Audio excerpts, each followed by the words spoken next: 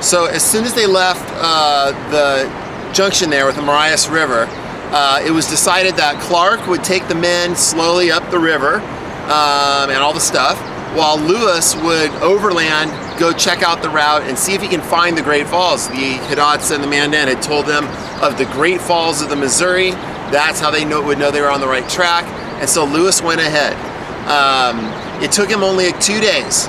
And we just drove it. It was a 45-minute drive, but in 2 days he covered this ground.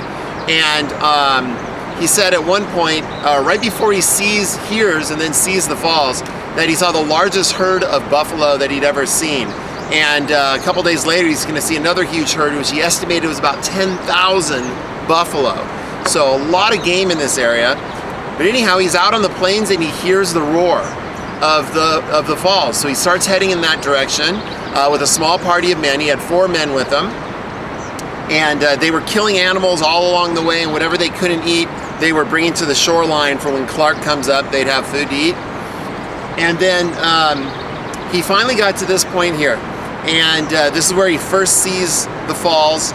And he saw it from a precipice up here.